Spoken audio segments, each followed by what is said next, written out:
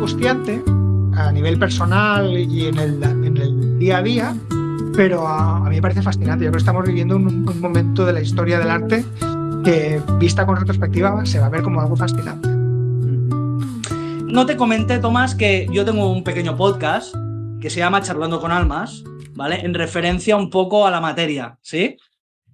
Es un podcast modesto que básicamente, a ver, es así como un poco hobby, pero realmente me ha hecho mucha ilusión que me digas que sí, realmente, porque yo te sigo desde hace muchos años, la verdad. O sea, yo conocí antes tu obra que tu cara, como aquel quien dice, ¿no? Y yo creo que es una buena señal eso, ¿no? ¿Cómo lo ves? Es lo mejor, es lo mejor. Sí. Y un poco que yo muy poca gente lo he visto o muy pocos escultores lo he visto con tu obra, que es una obra de tres dimensiones, pero fantástica, ¿no? Para decirlo, que te viene el imaginario de, bueno, de las cartas Magic, ¿no? Las ilustraciones de, bueno, de los juegos de rol que se jugaban en los 90, ¿no? Bueno, se siguen jugando. Y entonces, o sea, tienes esa parte que de la ilustración que te hace como imaginar, ¿no? Y realmente estoy muy orgulloso y muy contento que estés aquí. Pues muchísimas gracias, ¿no? Yo estoy muy contento de que me invites. ¿Qué te iba a decir? Bueno, yo he preparado un poco con preguntas y tal. Yo no estoy escuchando muy bien, no por ti, sino que creo que por mí. ¿Tú tienes micro o algo? No, yo estoy con el móvil. Móvil a Normalmente me saco, vale. funciona, no tengo problema. Vale, es que no te oigo mucho, entonces, si no te importa, voy a mirar de... Espérate.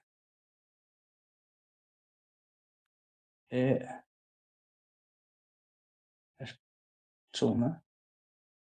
Yo mira que he hecho una prueba antes, he hecho pruebas y funcionaba perfectamente, pero ahora... ok.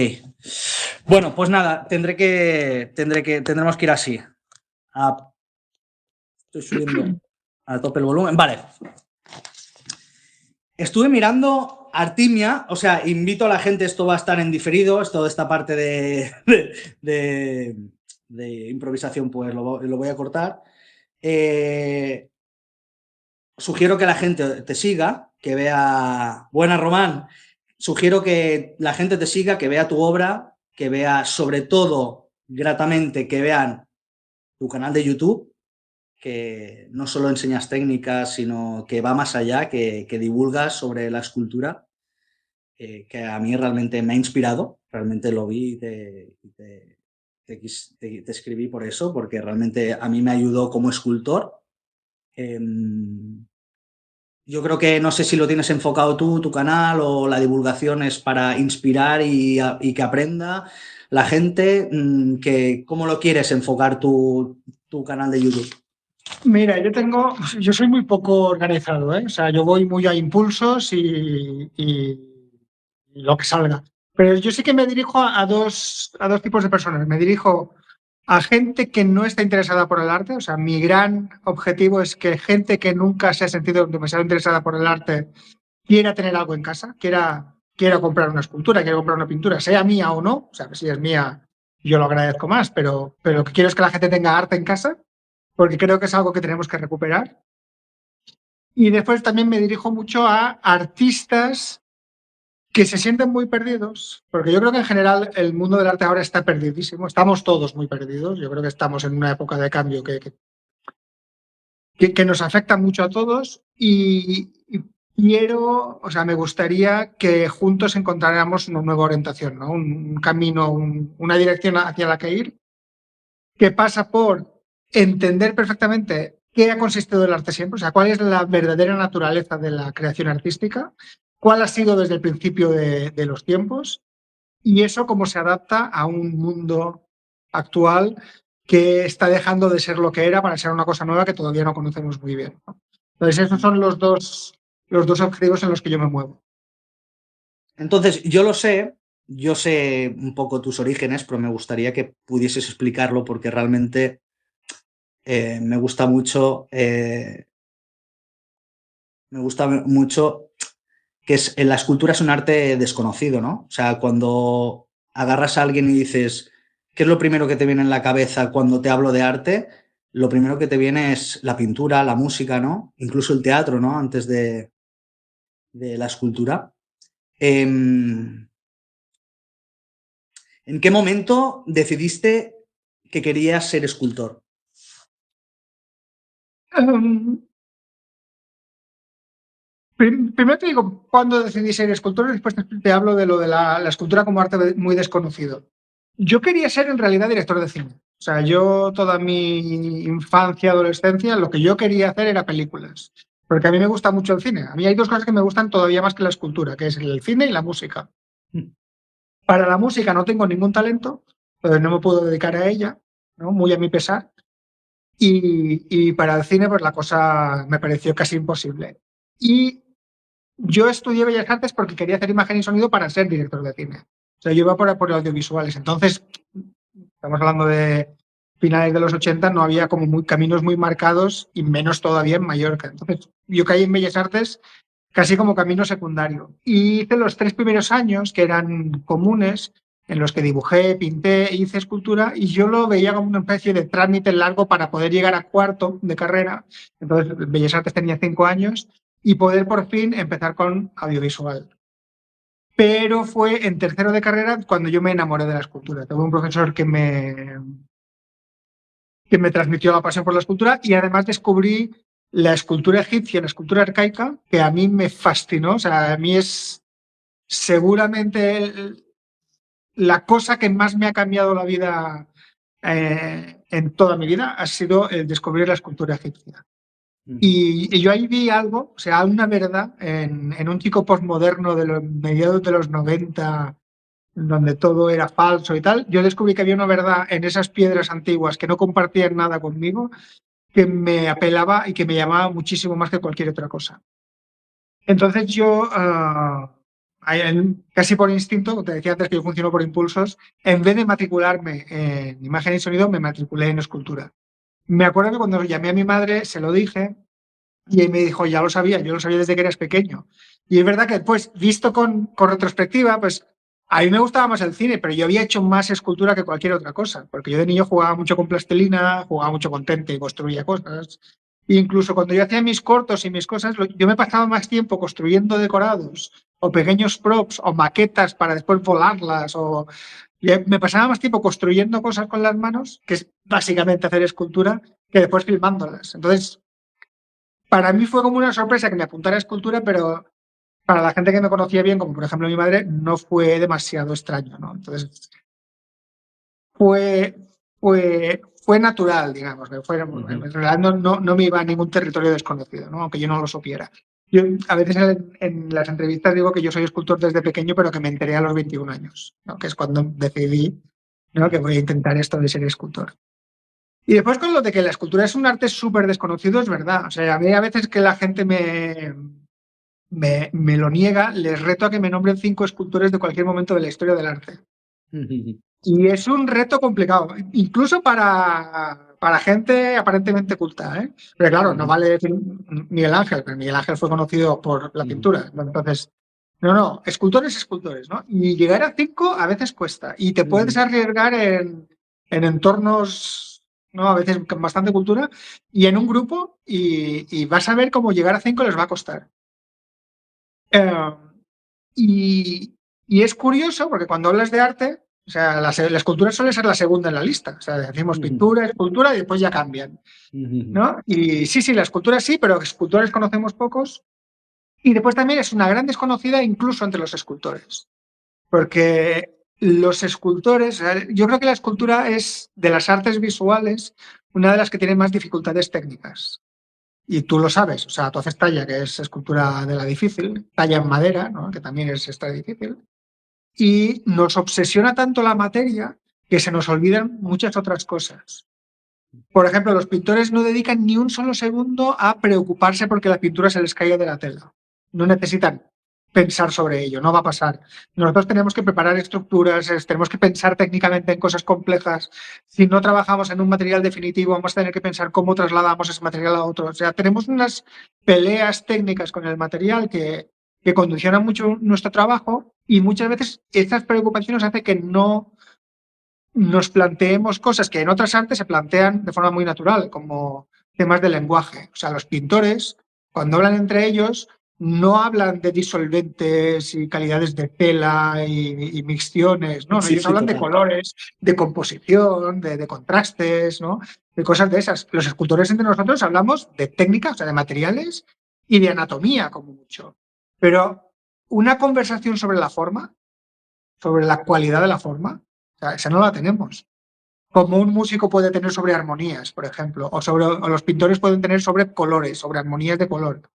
Es que nosotros pensamos tan poco sobre eso que incluso no tenemos palabras para definir eso. No tenemos una teoría de la forma compartida que nos dé vocabulario para expresar cómo los volúmenes de una escultura se desarrollan para transmitir nada. O sea, es que eso no está en nuestro radar.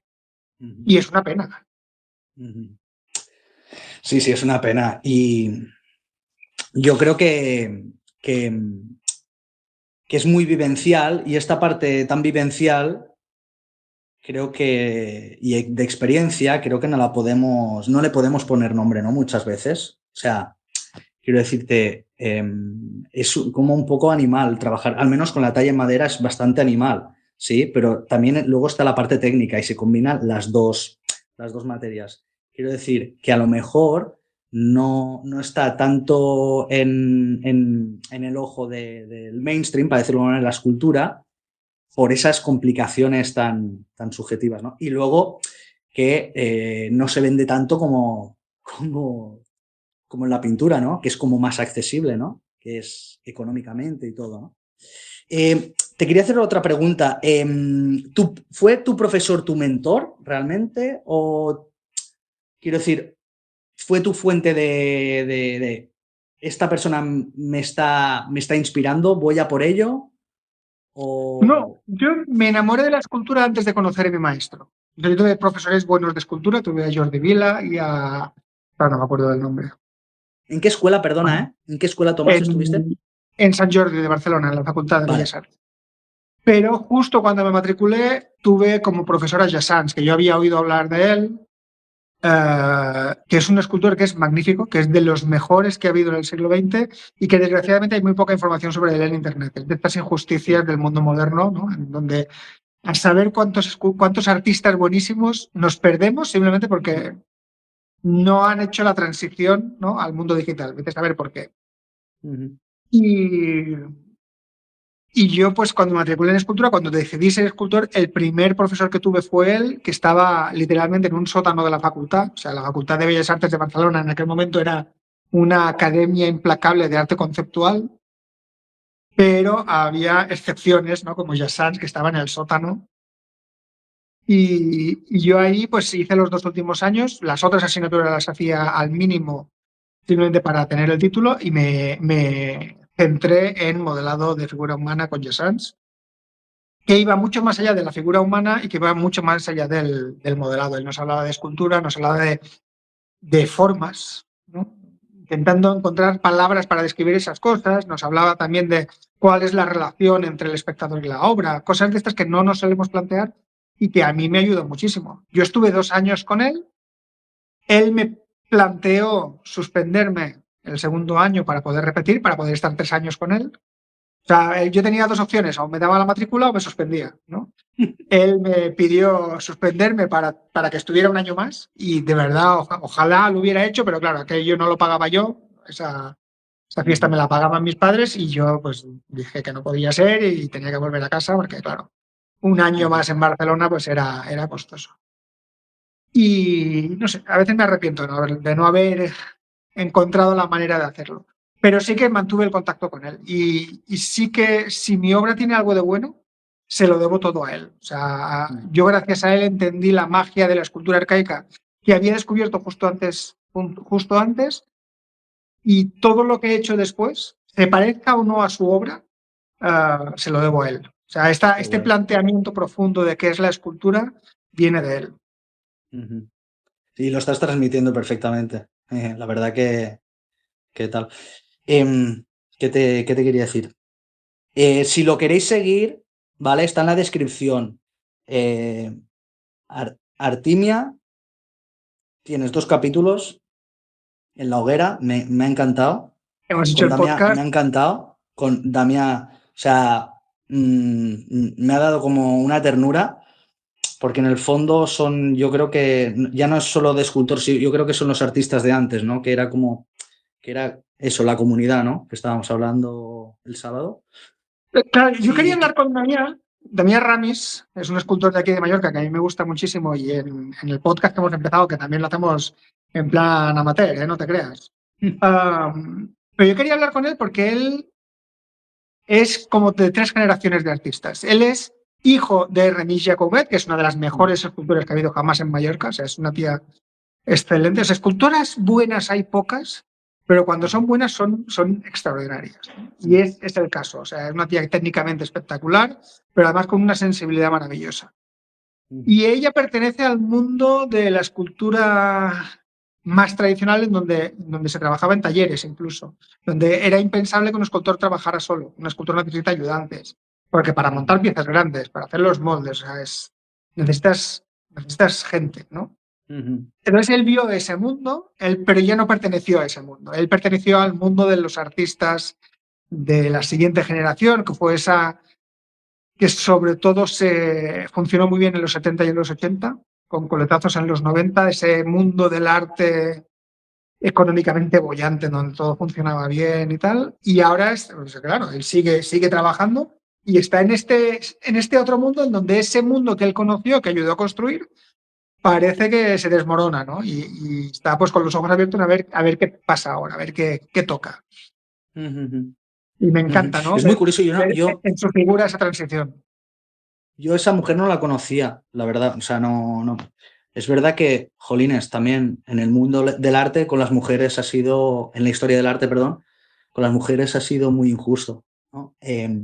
Yo, desde que conocí a Camille Claudel, por ejemplo, odio a Rodin, no lo puedo ver, lo siento mucho. O sea, no sé si te pasa a ti, ¿no? No sé, siempre está la parte esta visceral, ¿no? Cuando, o sea, no sé, la parte cuando vas conociendo a los artistas y toda la trayectoria, incluso Picasso, también tengo esa parte, ¿sabes? Que no me gusta, incluso de Dalí, ¿no? Bueno, eso ya lo hablaremos. Me gustó mucho eso, lo de Damián, cómo explicaba a su madre y cómo lo vivió, esa infancia y eso. La pregunta es, ¿a ti realmente cuál fue como el motor de que empezaste y para qué ahora estás siguiendo? ¿Sí? O sea, sigues con la misma, no ilusión, pero esa chispa, ¿no? De qué es aprender, qué es comunicar, qué quieres hacer. Mira, yo creo, todo esto son siempre pensándolo después, ¿no? Y a saber cuánto hay de reconstrucción y tal, pero yo sí que recuerdo el descubrimiento de la escultura arcaica como un impacto muy fuerte en mi vida. O sea, Vale. yo en aquel momento, hablamos otra vez, 30 años atrás, mediados de los 90, Barcelona, post-Olimpiadas, es un mundo que no tiene nada que ver con el de ahora, Debía ser muy ¿no? guay, perdón, Debía ser muy guay ese Era, mundo. o sea, no te haces una idea, esa era una maravilla, un optimismo y de todo maravilloso. O sea, y además coincidía con que yo era joven, o sea, que todo coincidía. Y sigue Y siendo joven, hombre. bueno, pero, pero es verdad que yo en aquel momento pues era un joven súper posmoderno, en fin, yo comido por la filosofía posmoderna, por la idea de que todo es relato, todo es construcción social, todo es relato cultural, todo son palabras, las palabras son inventos humanos y tal. Y bueno, yo me lo pasaba bien, pero aquello, mm, no, o sea, yo no podía evitar ver todo lo que me rodeaba con un cinismo enorme, ¿no? Todo con esa cosa que te da la filosofía postmoderna de, bueno, es todo, o sea, todo falso, o sea, esto puede ser así, pero lo puedo ver de otra manera, ¿no? Esta arrogancia que te da, que tienes además a los 20 años. Y yo recuerdo el impacto de descubrir en la escultura antigua algo que no me parecía falso. O sea, para mí era como el paralelismo es como si yo estuviera volando, o sea, flotando, cayendo en un precipicio, flotando, no hay nada, no estoy tocando con nada, ¿no? Algún día llegará al suelo, pero mientras no llega al suelo, pues guay todo. Y descubrir la verdad de la escultura para mí fue como darme un golpe con una roca. O sea, no era el suelo todavía, pero me pegué con algún sitio. Y la sensación de que, ostras, esto es de verdad. me impactó mucho. Y para mí fue un misterio. O sea, para mí fue una especie de sorpresa, misterio que yo quería desvelar. Y yo empecé estudiando este tipo de escultura a ver cuál es el truco. O sea, cómo lo hacía esta gente para dar esta sensación de verdad, para que pareciera que era de verdad. Pero claro, yo estaba contemplando una obra hecha hace 3.500 años por gente que culturalmente no tiene nada que ver conmigo, ni el idioma se parece, ni la cosmología tiene nada que ver. Más, yo no conozco su. O sea, yo no. A mí me encanta la escultura egipcia, pero nunca he sido un egiptomaníaco. Yo no me conozco a los dioses, yo no me conozco sus mitologías, ¿no? Y es parte del encanto. ¿Y cómo es posible que algo hecho por alguien con el que no comparto culturalmente nada me llegue mucho más que algo hecho por mis compañeros de aula o por el arte contemporáneo que está en los museos ahora, que no me dice nada? ¿No? ¿Por qué de repente eso me parece de verdad? ¿Y por qué eso me conmueve hasta el punto de hacerme llorar? Yo he llorado delante de esculturas egipcias y he llorado ante esa abrumadora verdad, ¿no? Y yo empecé desvelando el truco. O sea, yo quiero saber cómo esta gente lo hace para, para aparentar esa verdad. ¿Por qué parece tan sólido? Y yo creo que toda mi carrera ha sido investigar en ese camino. Y claro, a medio camino me di cuenta que quizás no estaban aparentando verdad, sino que quizás haya algo de verdad ahí. Y el segundo susto fue decir, ostras, esto la verdad existe, quizás no se trata de fingirla o de aparentarla, sino de buscarla. Y tiene mucho que ver con eso. Y lo que yo intento como artista es provocar ese tipo de encuentros también con la gente. La escultura tiene mucho que ver con el encuentro. Nosotros no podemos contar historias, no podemos sugerir movimiento, o sea, la escultura es muy limitada, no podemos hacer muchísimas cosas. Pero en lo poco que podemos hacer somos el arte más poderoso que existe, ¿no? En la capacidad de provocar un encuentro con algo o con alguien que no debería estar ahí, somos los que más poder tenemos. Y de hecho, los dioses de todas las civilizaciones han sido esculturas. O sea, la escultura es un arte tan poderoso que ha necesitado ser prohibido por muchas civilizaciones porque precisamente es demasiado poderoso. Entonces, a la mínima que una gran religión se organiza un poco, prohíbe o regula mucho la escultura, ¿no? Porque tiene ese punto así extraño que vamos a controlarlo. Y yo intento eso, o sea, provocar ese encuentro, ¿no? Esa fascinación con algo misterioso que no sabes lo que es y a ver qué pasa. Ya está. Me gusta mucho en el podcast que hablas de la hoguera, ¿no? Que simuláis que estáis en una hoguera y me gusta mucho eso. ¿Cómo que simulamos? ¿Cómo sabes que no lo estamos de verdad? Ah, es verdad. No, sí. Me gusta mucho esa idea que se cuenta historias, ¿no? Y que bueno, que ahí reside un poco la magia también de tu obra, ¿no? La mitología, sugieres una mitología. Me da la sensación que cuando veo tu obra es como culturas, el Atlántida, ¿no? Veo la Atlántida un poco, ¿no? Sí, ya te digo, a mí me gusta mucho eso, ¿no? Y con pocos escultores me pasa, y solo me pasa con artistas fantásticos, ¿no? Que me da para imaginar, ¿no? Por ejemplo, también yo cuando veía Wall-E, ¿vale? También me sugería un mundo aparte, ¿no? O sea, y me gusta mucho esto de tu obra y de las obras del arte fantástico. Mira, Claro. esto que Dime, dices a dime. mí me pasó con la escultura egipcia, pero ya me había pasado antes con Alien, por ejemplo. O sea, a mí la escena en que entran en la nave y está el navegante ahí, que es gigantesco, y esas obras, ¿no? Y eso de que no se explica en ningún momento nada, pero eso está ahí. A mí eso de pequeño me fascinó. Me Hay una fascinó. O cosa, ¿y sea, me podrías contar un poco, bueno, en qué películas estuviste trabajando?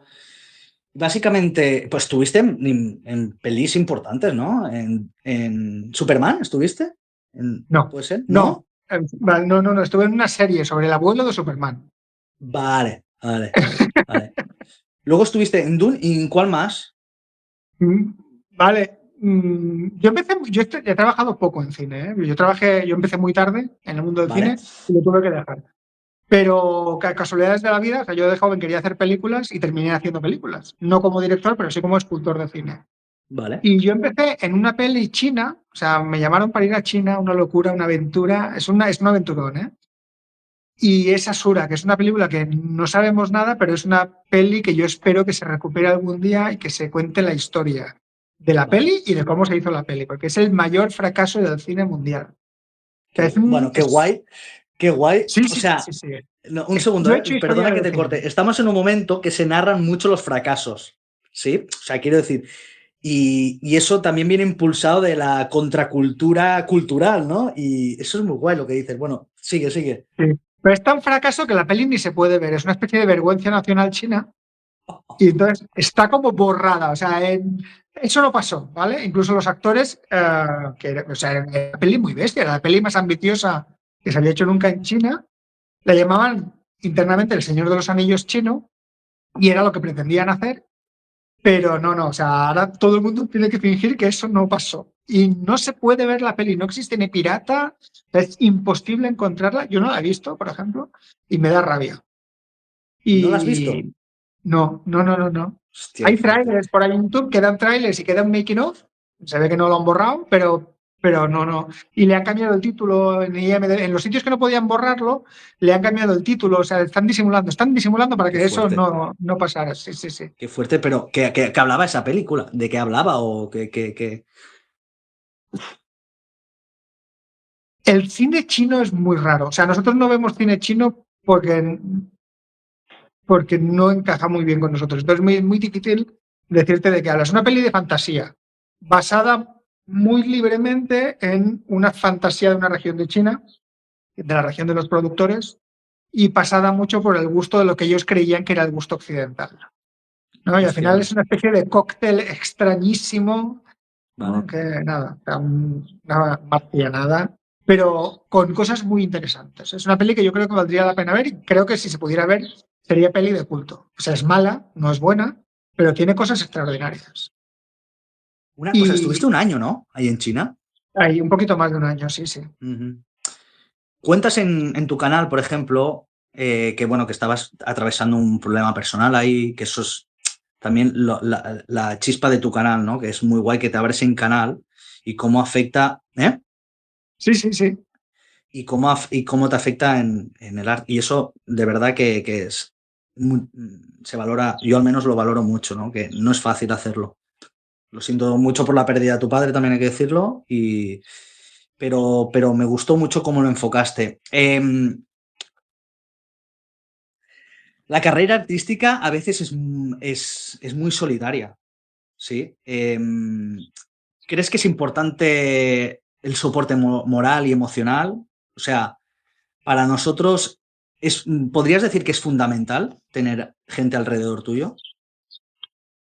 Creo que o sea, sí, es fundamental tener gente que te apoye y tener espectadores. O sea, el arte al final no deja de ser una forma de comunicación. Vale. Y si no hay nadie al otro lado, no funciona. O sea, puede funcionar unos años o puedes fingir que existe durante unos años, pero a la larga necesitas que alguien te escuche. Especialmente en un arte que es tan cansado y económicamente costoso y como la Ujú, escultura. O sea, yo supongo que puedes seguir haciendo acuarelas, ¿no? Porque eso te cabe todo ujú, en una carpetita. El material dura años, o sea, no hay demasiado problema, pero la escultura que es cara, que es cansada, que tiene muchas partes del proceso que no son gustosas de hacer. A mí hay mucha parte del proceso de mi obra que no me divierte, ¿no? ujú. O sea, es algo que si me pudiera evitar, lo evitaría. Entonces, si no hay nadie al otro lado, si lo que haces no tiene sentido expresivo, termina pudriéndose, que es lo que me pasó a mí. O sea, yo cuando salí de la Facultad de Bellas Artes, yo estuve 20 años intentando hacer escultura y a nadie le interesaba lo que yo hacía. O sea, a nadie. O sea, no conseguí llegar a nadie. Y yo estuve a punto de dejarlo. De hecho, yo tomé la decisión de dejar la escultura y dedicarme a la docencia, que era lo que me daba de comer en aquel momento, y ya está. Por suerte tuve dos personas que me animaron a seguir. Una es Bárbara, mi pareja, y otra es Manolo, que estará en el tercer episodio del podcast. Ah, y que me animaron a seguir en contra mía, porque yo con Manolo tuve discusiones muy grandes y él me decía, lo que tú haces le tiene que servir a alguien, y yo le decía que no, que este mundo ya no necesitaba escultores y que necesitaba maestros implicados y que abandonaba la escultura. Y gracias a que ellos no se rindieron, yo seguí. Y gracias a que después de seguir me encargué de hablarle a alguien, de buscar espectadores, he podido seguir después. Pero la carrera solitaria, el trabajar solo, no funcionará. A no ser que sea, es decir, yo a veces hablo de que hay arte para adentro y arte para afuera, ¿no? El arte para adentro es el arte terapéutico. Por ejemplo, la música, que a mí me encanta, que soy muy malo, que no tengo talento, pues yo toco música. Pues yo la toco para mí. Y es mi manera de ordenarme, de centrarme, de calmarme, ¿no? Pero no se me ocurriría jamás hacer un concierto para otra gente. Entonces, la música, yo no necesito expresar nada con la música, es una manera de autorregularme yo. Entonces, si hay gente que hace escultura de esa manera, que tiene un trabajo y que la escultura simplemente le ordena la vida, le calma, le tranquiliza, pues perfecto. Por eso es arte para adentro. Pero el arte para afuera, el arte que tú haces porque tienes la necesidad de comunicar algo a alguien y que solo se puede comunicar de esa manera, necesita que alguien lo escuche. Aunque sea poca gente, ¿eh? Y aunque sea gente que viva en Suecia, pero necesitas contactar con esa gente. Y si no, yo no veo cómo se puede hacer. Ayer yo, escribo muy poco, o sea, quiero decir, me motivaba mucho y estaba muy ilusionado que vinieses y empecé, y de lo que hablamos el sábado, jolines, me inspiró mucho, ¿sí? O sea, gracias a Bárbara y a Manolo, que me has podido inspirar a mí. Espero que esta cadena sea, ¿no? Entonces, te voy a leer una reflexión que hice, ¿vale? Y a ver qué opinas, ¿vale? Hay como 3 puntos, a ver qué opinas, ¿ok? Mira, estamos viviendo un momento en el que cada vez más personas quieren ser artistas. Por un lado, eso es algo positivo. Significa que existe una necesidad de expresarse. Pero también creo que parece un problema. Muchas veces se cae en el error de autoproclamarse artistas sin formación plástica, sin oficio, sin una reflexión conceptual sólida y educada. Incluso algunos de ellos tienen éxito. En ese contexto, todo aquello que no sabemos cómo nombrar acaba etiquetándose simplemente como arte o creatividad, generando una especie de vertedero conceptual donde todo vale. Vivimos en una sociedad que habla constantemente de la creatividad, pero que al mismo tiempo no fomenta el pensamiento crítico ni el verdadero desarrollo creativo. Desde ciertos ámbitos del poder o del mainstream cultural se predica una vida creativa, casi como una virtud extraordinaria, como si fuese un don reservado a unos pocos, los nuevos estoicos, justificando así su éxito. La frase mítica que dicen, piensa fuera de la caja. Sin embargo, para mí, la creatividad no nace de ese lugar idealizado. La creatividad nace de lo cotidiano, de lo cercano, de lo mundano. Muchas veces nace simplemente de la rabiosa necesidad. Y si vamos aún más lejos, el arte en sí mismo no es una entidad fija o eterna. Es un concepto que hemos inventado para intentar nombrar algo que no tiene nombre, en esencia. Y tal vez ahí reside precisamente su sentido. No sé, ¿qué opinas? Yo creo que en el arte el arte es muy complejo, ¿vale? Y es muy difícil encerrarlo, sobre todo porque llevamos 100 años dándole patadas a la palabra arte. O sea, todo el arte contemporáneo, el que nació del impresionismo a partir de finales del 19, que yo no creo que los impresionistas lo hicieran con esa intención, pero sí que fue la consecuencia, se han dedicado a destruir cualquier concepción que tengamos de arte. Entonces, ahora es muy difícil enfrentarnos a intentar encerrar el arte en un sentido, en una definición. Pero sí que creo que en el arte está la creatividad, o sea, clarísimamente la necesidad de crear forma parte del proceso artístico, pero la creatividad sola, sin la expresividad, sin la parte comunicativa, no basta para hacer arte. Por ejemplo, ahora estamos en un momento en donde está de moda a mansalva, creo que está empezando a bajar, pero hemos tenido una especie de inflación de cerámica, ¿no? De la gente haciendo cerámica. Lo digo, total. ¿No? Es el yoga de ahora. O sea, en los 90 fue el yoga, las señoras que van a yoga y ahora van a cerámica. Y Y me parece bien, o sea, me parece necesario. Es verdad que en un mundo en donde cada vez estamos más alejados de construir cosas con las manos, de manipular la materia, es muy agradable y es muy necesario hacer algo así, ¿no? Entonces, la parte creativa, que es natural en el ser humano, necesitamos hacerla, ¿no? Y yo creo que las clases de cerámica, ¿no? De 7 a 8, ah, cumplen esa función, ¿no? Pero no basta. Es decir, el arte no es solo eso. Y yo creo que hay gente creativa que no es artista, y pues creo que hay artistas que son muy malos creativos y que tienen una técnica horrible, ¿no? Porque el arte no es solo creatividad, aunque la necesita, pero necesita la parte de expresividad, ¿no? La parte comunicativa, la parte de que esa creatividad sirve para otro por algún motivo. En el podcast con Damián lo hablamos. Damián tiene esa teoría que le dijo Venancio Blanco de que en el taller tiene que entrar el hombre, el artista y el artesano, ¿no? Y si uno de los tres se queda fuera, la obra estará muerta. Y yo estoy totalmente de acuerdo con eso. En el arte está el creativo, está el expresivo y también tiene que estar el explorador. O sea, los artistas también somos la gente que ve cosas que la gente que ve lo que otros no ven. Vemos la belleza del mundo con una sensibilidad especial que a mucha gente le pasa por alto. O somos capaces de crear asociaciones de imágenes simbólicas que no son naturales para mucha gente, ¿no? Entonces, tenemos esa capacidad. ¿Quiere decir eso que la gente que ve la belleza son artistas? No, hay gente que tiene la sensibilidad para apreciar la belleza del mundo, pero no tiene la necesidad de contárselo a nadie, que son los contemplativos, ¿no? La gente que disfruta de la naturaleza yendo a pasear y ya, y se lo quedan para ellos, ningún problema.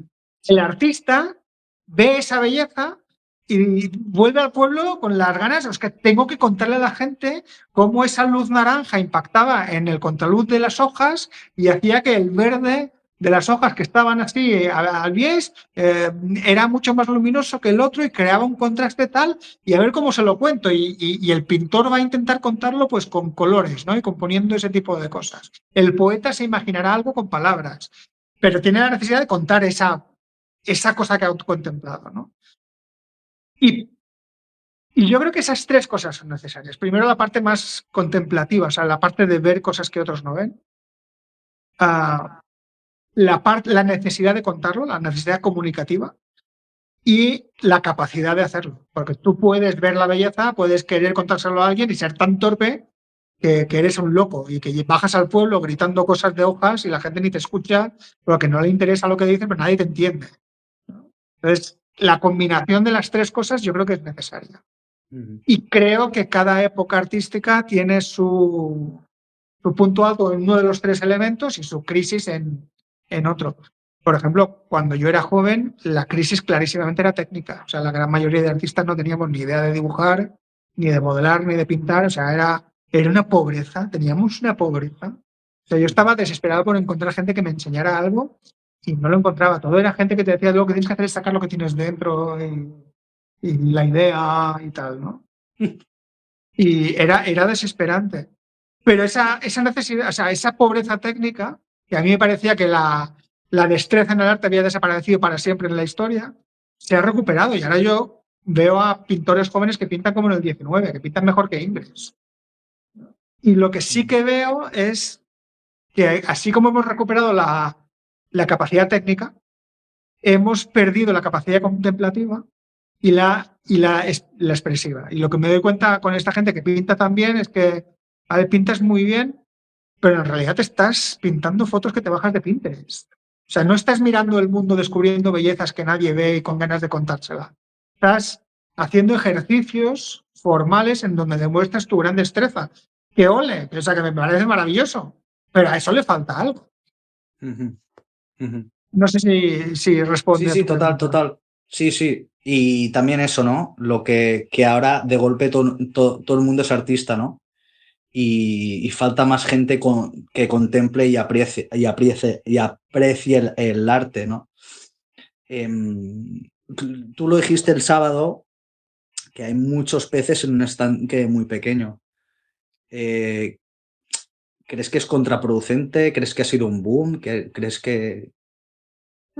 Lo que creo yo creo que estamos en un momento de crisis en la sociedad en general. O sea, yo creo que estamos en un cambio de época y en la cuestión del arte estamos en una crisis que es clarísima, que no se comenta mucho precisamente por lo grande que es, ¿no? Las cuestiones de ventas en galerías o todo eso es un drama.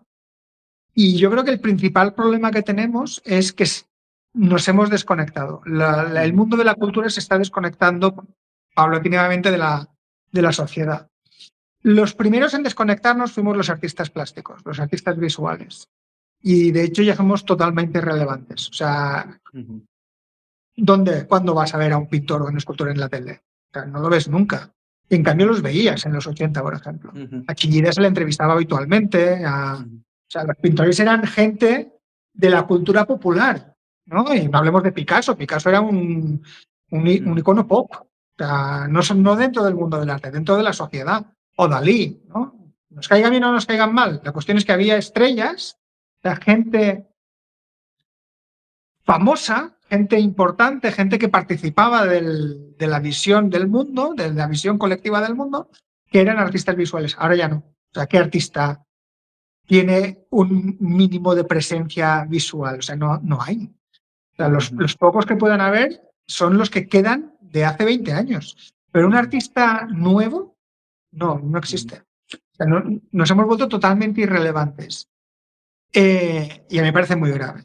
Y en ese proceso, por ejemplo, nosotros empezamos, yo creo que el mundo del cine está empezando a desconectarse ahora y empieza a haber gente que ya no ve películas, que ya no ve series y empieza a pasar que empieza a haber ese tipo de desconexión. El mismo proceso que nosotros sufrimos lo está sufriendo el mundo del cine, el mundo del teatro quizás un poquito más avanzado también. Creo que los últimos en esa batalla van a ser los músicos, pero a mí me parece muy, muy grave, ¿no? Porque precisamente el arte necesita la comunicación. El arte es un puente entre el individuo que propone una idea nueva al grupo y el grupo que la recibe y la acepta o la rechaza, pero que la recibe al menos. Pero lo que está pasando ahora es que el grupo no la recibe. Y nosotros no estamos haciendo esfuerzos reales para comunicarnos directamente con la tribu, con la sociedad que nos rodea. Y esa fractura es cada vez más grande. No nos fijamos en ella y intentamos parchearla como sea. O sea, en el último vídeo lo que yo hablo es de que nosotros ya hemos dejado de intentar dialogar con el público para intentar dialogar directamente con las instituciones, con sus representantes, ¿no? Y que todos aspiramos a ser pintor del rey. Pues ahora todos los artistas, todo el mundo de la cultura aspira a la subvención. Hago así, porque voy a poner una etiqueta de tus vídeos, El pintor del rey hay que verlo, ese hay que verlo. Sí, no, es muy buena reflexión. Entonces, como ya la gente no está mirándonos, como la gente no le está interesada con lo que nosotros hacemos, estamos buscando a ver a quién le interesa. Y ahora parece que el único que parece medianamente interesado son las instituciones. Entonces los artistas están todos peleándose cada vez con más descaro, ¿no? Por menos, o sea, en una pecera cada vez más pequeña, por un cliente que, aunque sea muy grande, cada vez ofrece menos. Los artistas visuales que tenían los pintores del rey de los 90, que es cuando yo tengo recuerdo de ello, porque yo antes de eso no tengo recuerdo, me lo han contado, pero la gente en los 90 se compraba casas. Si tú conseguías entrar en el circuito y hacías rotondas como escultor o hacías algo, ese tipo de cosas que se hacían, te forrabas, ¿no? A eso yo llegué tarde, ¿no? Pero ahora, es decir, ahora puede haber gente que se forre con eso, pero serán pocos. Hay mucha gente que está aspirando a pequeñas subvenciones, a pequeñitas cosas para el ayuntamiento de no sé qué, el premio de no sé qué que te da, vale, sí, 1.000 euros, ¿no? Pero que difícilmente está consiguiendo que toda una generación de artistas pueda vivir de eso. Y es que me parece enfermizo que queramos vivir todos de eso. O sea, es imposible que todos los artistas seamos pintores del rey. O sea, los pintores de la corte siempre han sido pocos, bien mantenidos, bien pagados, solo ellos. O sea, yo no estoy diciendo que no tiene que existir. Claro que tiene que haber pintores del rey, pero no lo podemos ser todos. O sea, algunos tendremos que ser los titiriteros de la calle. Pero si han desaparecido los titiriteros de la calle, o sea, es gravísimo. Sobre todo porque al rey le interesa tener un pintor de la corte, porque la cultura siempre es influyente para la sociedad. Entonces al rey quiere tener al mejor pintor, lo quiere para él, ¿no? Para que le pinte guapo, para que salga bien en los cuadros. Porque esos cuadros pueden ser importantes para la gente, pero a medida que vamos perdiendo trascendencia social, al rey también le interesamos cada vez menos, porque nuestro poder no es de verdad. Un ejemplo. O sea, ¿qué artista es más influyente en la sociedad? ¿Rosalía o alguno de estos de los Goya que te dicen que es bueno pero que tú no lo habías visto nunca? Rosalía, 100%. Claro, entonces cuando ves que el presidente del gobierno, por ejemplo, intenta aparecer al lado de la imagen de Rosalía, ¿no? Recomendando el disco o lo que sea, en realidad el presidente lo que está haciendo es intentar aprovechar la influencia cultural de un artista a su beneficio, ¿no? En cambio, en el otro tipo de relación, no está habiendo una influencia real. Es decir, el presidente del gobierno, por hablar del rey, ¿no?, principal, por mucho que señale a un artista, no lo va a convertir en relevante. No va a hacer que ese Total. artista de repente tenga influencia social. No va a pasar, no ha pasado jamás, ¿no? Entonces, si nosotros perdemos la relevancia que tenemos por nuestro oficio, hasta el cargo de pintor del rey se va a volver precario e irrelevante. Total, total. Y si dejamos de hacer de titiriteros de la calle, pues vamos a desaparecer del todo. Y aunque parezca que ahora lo único posible es ser pintor del rey, aunque sea el reyecillo del ayuntamiento, estamos destruyendo cualquier tipo de posibilidad. Por eso un poco te dije reformular un poco la manera o la manera de subvencionarnos, más a nosotros con la escultura, ¿no? Yo ya te digo, yo ya estoy colaborando con marcas y yo veo que por ahí puede ir la cosa. Yo nunca he pedido una subvención, nunca he cobrado una subvención. Indirectamente a lo mejor la habré cobrado, ¿sí? ¿Me explico? Pero yo nunca he estado detrás de algo así, ¿no? Tú en algún momento comentaste también que con el arte local de Mallorca habías ganado un premio, ¿no? Habías ganado un premio de arte joven, ¿no? No, un premio no, pero sí que me seleccionaron para la exposición de artistas emergentes cuando yo terminé la carrera. Y no te acabaste de entender bien y realmente no pudiste a partir de ahí trabajar, ¿no? O sea, lo estoy resumiendo, no sé si, perdóname si me estoy equivocando en algo, ¿eh? O he interpretado algo, ¿no? No, sí. No, no es que no nos entendiéramos bien, es que le hablé mal, es que le contesté mal, es que fui un cafre, es que yo fui estúpido. O sea. Bueno, yo creo, a ver, Tomás, ¿cuánto pasó de eso? Pasó muchos años, ¿no? Sí. O sea, yo entiendo que ya está, ya esa persona no estará en el cargo, ¿no? No, y de hecho creo que me sigue ahora. O sea, he visto sí, que a veces que me sigue, incluso le da like a alguna de las publicaciones y a ver si un día volvemos a hablar y espero que no se acuerde de mí. Pero yo fui un cafre, o sea, no. Yo lo que te iba a decir, un amigo mío me dijo una vez, que lo tuve aquí, mira, lo tuve el Jaime, un amigo mío que es escultor y tiene una galería en Lisboa. Me dijo una vez una cosa súper guay, que dijo, cuando el mundo avanza, la tecnología avanza y llega a un tope, siempre acaban recurriendo al pensamiento creativo, incluso al arte. Cuando la humanidad deja de evolucionar, siempre, pum, retroceden para preguntar, hostia, ¿cómo lo veis? O sea, lo que decías tú, van a buscar a la persona que contemplativa, a lo mejor, y el que piensa de una forma bien observada para cambiar las cosas, ¿no? Me dice, y para eso realmente servía y yo creo que ahora también sirve el arte, ¿no? Entonces, volviendo al punto de cómo financiarnos, cómo volver a tener relevancia, pues donde tenemos nosotros la carencia, ¿no? Que es la parte económica, ¿no?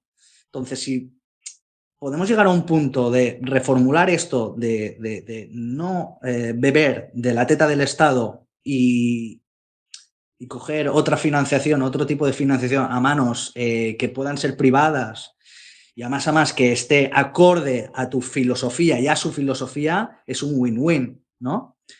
Y creo que tiene que ir por ahí. Lo hablamos el sábado. ¿Tú estás de acuerdo con esta teoría? Mira, O sea, depende de cuál veamos que es el problema de base, ¿no? Si entendemos que el problema de base es que no conseguimos financiación, o sea, que no conseguimos vivir de lo que hacemos, es una opción. Yo no creo que ese sea el principal problema, ¿no? Yo creo que esa es la consecuencia. Yo creo que el principal problema es la desconexión, la falta de comunicación sincera entre los artistas y la sociedad. Creo que si priorizamos esa comunicación, si priorizamos eso, volvemos a ganar relevancia, volvemos a ganar interés. Y que el arte es interesantísimo, que el arte no hay que hacer grandes esfuerzos para que sea interesante.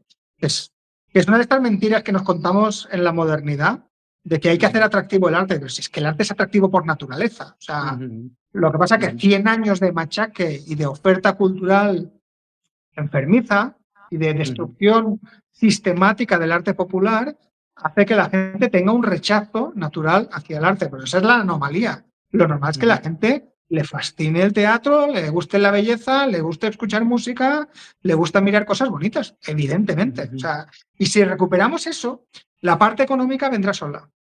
Yo de eso estoy convencido. O sea, yo creo que si nos centramos en la parte de la esencia de lo que hacemos, en la parte artística, la parte económica vendrá sola y vendrá de maneras inesperadas.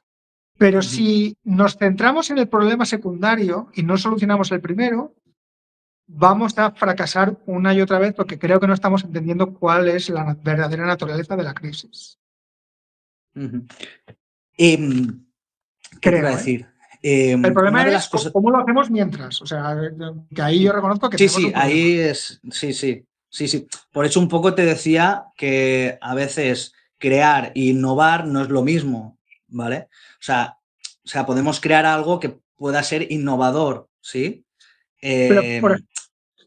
Dime, perdón. Por ejemplo, en lo que te decía, el problema es cómo lo hacemos mientras, ¿no?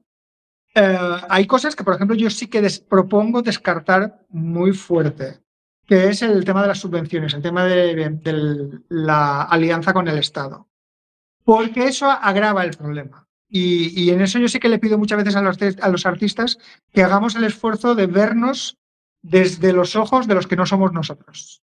Y es verdad que la imagen que tiene la gran mayoría de la sociedad del mundo de la cultura, no tanto de los artistas plásticos porque ni existimos, pero del mundo de la cultura, es que somos unos parásitos que no hacen nada interesante. O sea, gente que vive del bote y que no propone nada interesante. Y creo que cuanto más insistamos en esa caricatura, en darles la razón en esa caricatura, más grande se está haciendo la brecha. Pues creo que es de eso sí que tendríamos que empezar a huir y buscar alternativas ya, pero. Vale, tú has dicho volver a decorar las casas de las abuelas. ¿Estamos decorando las casas de las abuelas del futuro? O sea, lo que yo digo es, nuestras abuelas tenían las casas más llenas de arte que nosotros. Nuestros padres leían más novela que nosotros, iban más al teatro que nosotros.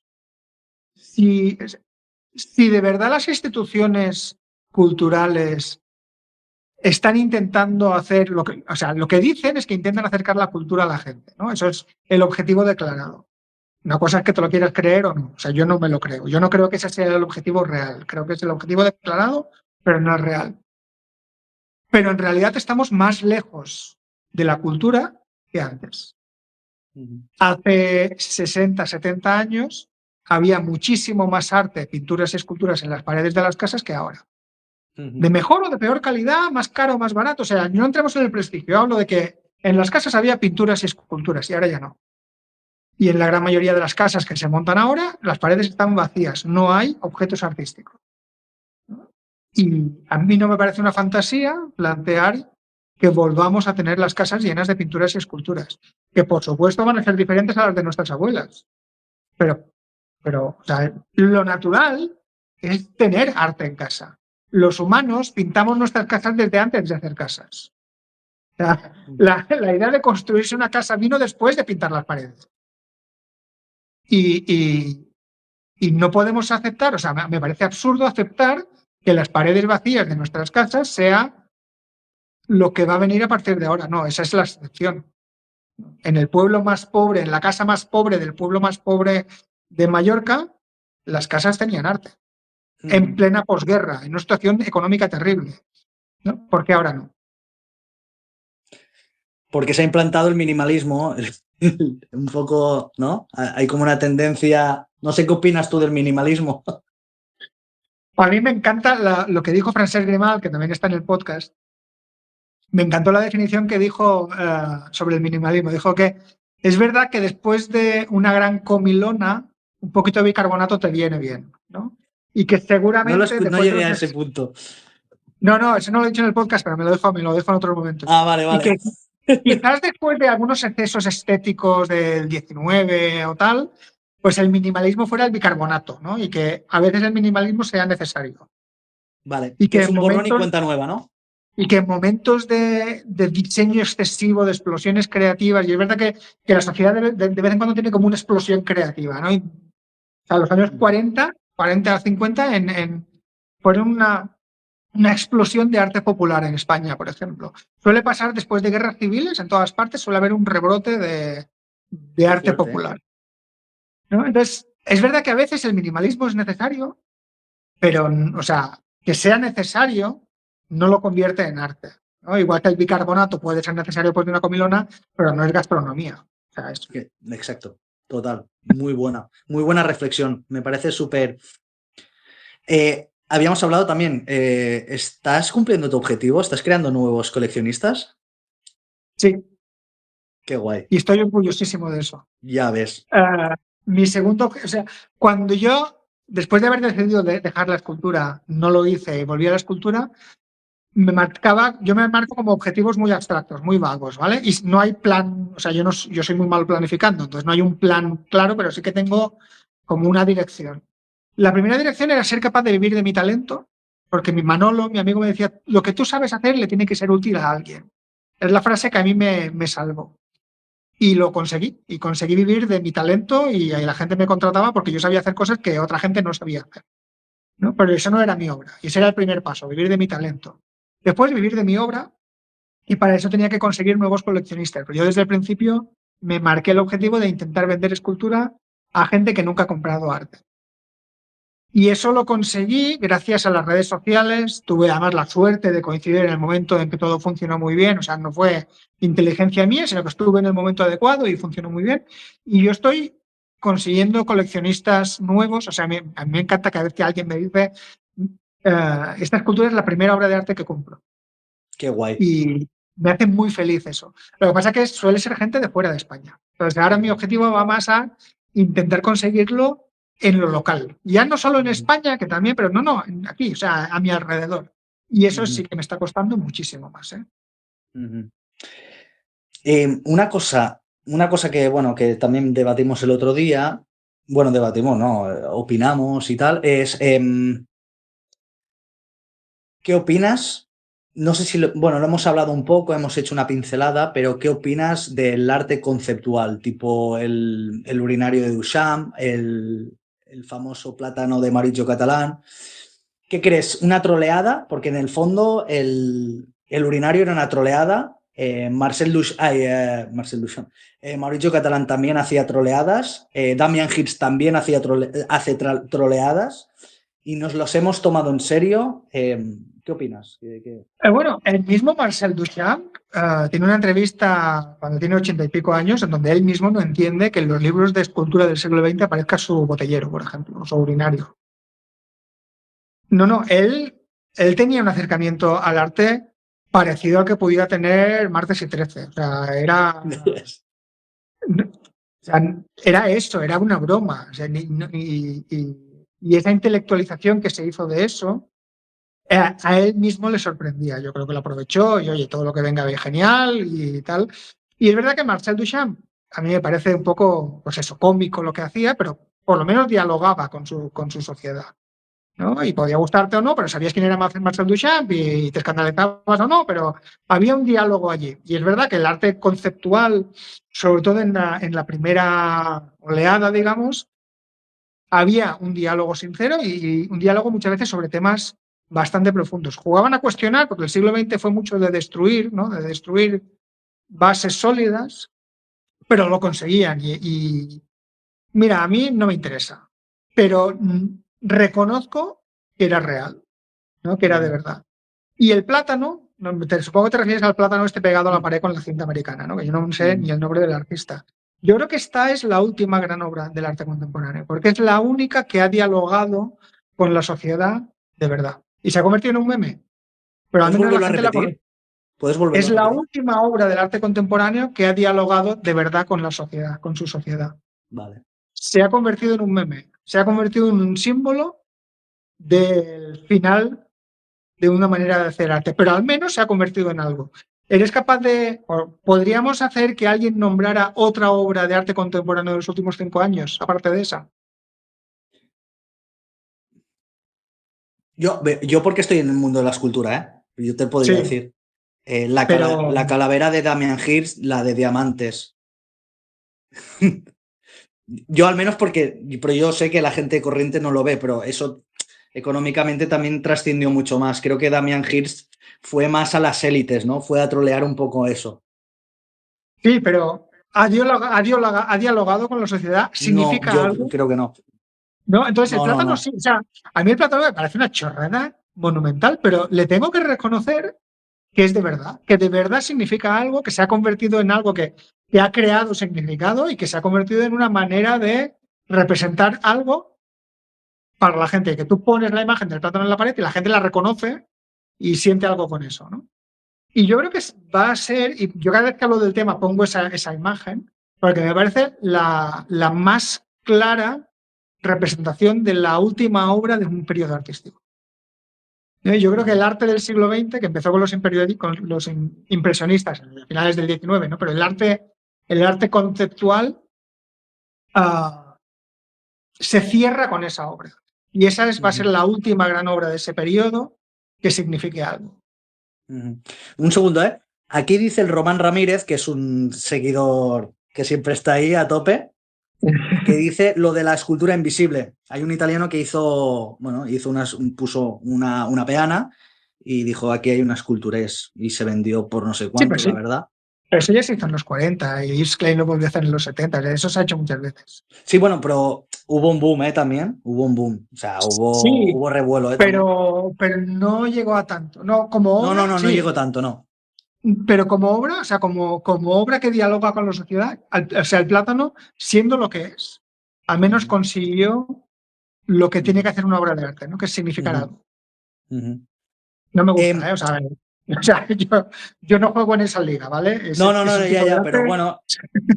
No, no, pero bueno, para mí es súper relevante tu opinión. Hay un caso, por ejemplo, ¿conoces a Daniel Druet? No te suena, ¿no? Yo soy muy malo con los nombres, ¿eh? No, ya me lo dijiste. Bueno, Soy horrible. por eso te lo pego. Daniel Druet es el escultor que contrataba Mauricio Catalán, el del plátano, para que le hiciese las obras figurativas, ¿no? Le hacía, por ejemplo, hizo el Papa tumbado en el suelo con un meteorito, luego le hizo un retrato él como, bueno, que hacía como la parte técnica. Y lo que pasó es que Druet lo denunció porque muchas de las obras que él hacía, pues o no se le reconocía la autoría o simplemente Mauricio se las apropiaba, ¿sí? Un escultor de la hostia, ¿eh? O sea, hacía unas obras hiperrealistas muy buenas, ¿eh? Entonces, claro, y perdió el caso, ¿sí?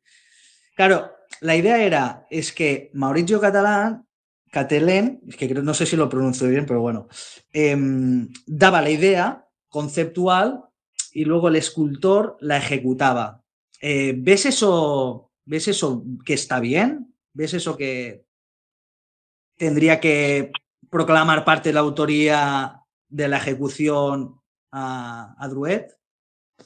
¿Cómo lo ves? Claro, o sea, eso en realidad tendríamos que discutir antes qué es el arte, ¿no? Y dependerá de la imagen de lo que entendamos por arte. Y repito, o sea, esa pregunta es imposible de responder después de 100 años de destruir cualquier tipo de definición que podamos dar.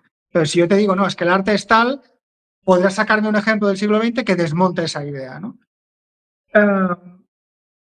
El arte conceptual sí que partía de la idea que lo importante en el arte es la idea. O sea, es el que lo haga y que lo otro es simplemente ejecutar la idea, ¿no? Y yo supongo que habrá todos los matices del mundo, pero es que hay muchos artes que son así. Es decir, ¿quién hace la catedral? ¿De quién es obra una catedral? ¿No? De los que pican la piedra, del que la diseña en primer momento, de la que la diseña en un segundo momento, del que está allí a pie de obra tomando decisiones en el día a día. No hay un autor claro porque es una obra colectiva. El problema es muy complicado en cuanto te alejas de la idea del artista solitario en su taller. La escultura del pasado, pues hay muchas obras que no son del autor que firma. O sea, cuando había estudiantes, pues hay muchas partes que no las hace el artista, que las hacen los aprendices, ¿no? Y a veces cuando ves retablos, por ejemplo, cuando ves retablos o cuando ves en arquitectura gótica o en arquitectura barroca, lo se ve muy claro, ¿no? Cuando el guía, ¿no?, que te hace la visita dice, fijaos en aquel capitel que está allí, que es imposible que nadie lo vea, ¿no? Y que está hecho con una delicadeza tan grande y te enseña una foto para que veas los detalles de ese capitel y dice, y es que eso lo hacían para Dios. Entonces, claro, este tipo de cosas las puedes pensar cuando no entiendes cómo funcionaba el sistema. Ese capitel no está hecho para Dios, está hecho para el maestro, lo ha hecho un aprendiz para demostrar al maestro, oye, que soy bueno, o sea, el próximo capitel dámelo más abajo, que me van a pagar más y que se va a ver mejor. Pero todos los que participaban allí estaban demostrándole algo a alguien. Dice el Entonces, Román es lo guapo de YouTube, que luego hablaremos de YouTube, ¿vale? Porque quiero conducir YouTube con la docencia también, ¿sí? Quiero mezclarlo así. Lo guapo de esto de los directos es que conectas con gente muy guay. Uno de ellos es Román Ramírez, que, bueno, siempre está ahí, ¿no? Y dice, las gárgolas, Porcini y la libertad creativa del autor. Bueno, antaño tenían como las gárgolas los maestros como para su forma de expresión, ¿vale? Que también tenía su simbología en la Edad Media, pero bueno, lo que estábamos retomando, ¿sabes? Que sí que había la parte esa creativa, lo que no había la parte de autoría, ¿sí? Al menos en la Edad Media, ¿no? Una de las cosas que hablamos tú y yo el otro día es que tu sueño, no sé si lo puedo decir, discúlpame si lo digo, tu sueño sería construir una catedral, ¿vale? Pero que en pleno rendimiento, o sea, que la gente fuese a rezar sin saber quién es el autor, ¿sí? Me conformo con una capillita, en una iglesia una normal capillita, de vale. Lo de catedral lo Entonces, yo tengo una pregunta. Pues ahora imagínate que te viene un encargo muy grande que dices, esto no lo puedo abarcar. ¿Con qué 3 escultores elegirías para hacer este encargo? O sea, que cada uno tenga su sección vivos, ¿eh? No tengo ni idea. No tengo ni idea porque no me lo he planteado todavía de verdad. O sea, no sé ni cómo sería. Pero, ¿me puedes decir algún escultor hostia, me gustaría compartir? Por ejemplo, el conocimiento. O sea, me gusta mucho la obra, me gustaría estar a su lado trabajando mano a mano, en el sentido para transmitir también conocimiento, ¿no? O sea, plantearte un poco el proyecto ese, ¿no? De años, para decirlo de alguna manera, ¿no? Si estamos... Ostras, no me lo había planteado así. Voy a enlazar con esto, ¿vale? Pero hablando de la autoría, el arte del siglo XX se ha basado mucho en la idea de autoría. De hecho, la única conclusión a la que hemos llegado es que el arte es lo que hacen los artistas. Esa es la única definición que quedaba como salvada después de todo eso. Que es precisamente lo que se está cargando la IA, la autoría, ¿no? ¿Quién es el autor de la obra y tal? Entonces, por eso creo que la crisis que estamos viviendo es muy profunda porque está cargándose hasta los mínimos fundamentos de lo que teníamos. Claro, en este sentido, o sea, yo creo que la autoría tiene que ver con el que tiene la voz, ¿no? Si yo me planteo, por ejemplo, hacer una capilla, hacer un altar para una iglesia, o sea, la voz tiene que ser mía. Y yo voy a ser el que, para bien o para mal, decida lo que va a decir esa capilla en diálogo con quienes las encarguen. Porque, a ver, yo puedo tener ideas, pero el cura me va a decir, sí, eso es genial, pero teológicamente está mal, ¿no? Entonces, tendré que adecuarme a en diálogo con el que me encarga la obra y con la sociedad con la que voy a dialogar, en dónde nos entendemos. Y siempre habrá que hacer concesiones, siempre. Entonces, no me parece fácil invitar a otras voces autónomas a la mía. Pues yo seguramente, si tuviera que hacer un trabajo así, no escogería autores consolidados. Sí que hablaría con el cura para decirle, oye, la de al lado dásela a este, ¿no? Y que la haga él con su voz. Pero yo no voy a coger a alguien con una voz propia consolidada que me encanta y decirle, vale, y ahora cállate porque no quiero tu voz, solo quiero tus manos. O sea, Vale, eso muy bien. Me gusta no me mucho esta parece... reflexión. Pues yo creo que lo haría con ayudantes, con lo que ha sido siempre tradicional, con gente joven que aprende, ¿no? Gente que tiene talento, gente que demuestra, que tiene ganas de demostrar lo que sabe, pero que todavía no tiene una voz y que la va a conseguir y que la conseguirá. Pero yo creo que es más lógico hacerlo así. Me ha gustado mucho esta respuesta, la verdad, ¿eh? Me ha gustado mucho. Porque en el fondo dices que creo que ahí está un poco la respuesta de todos los problemas que está viendo con la IA y todo eso, ¿no?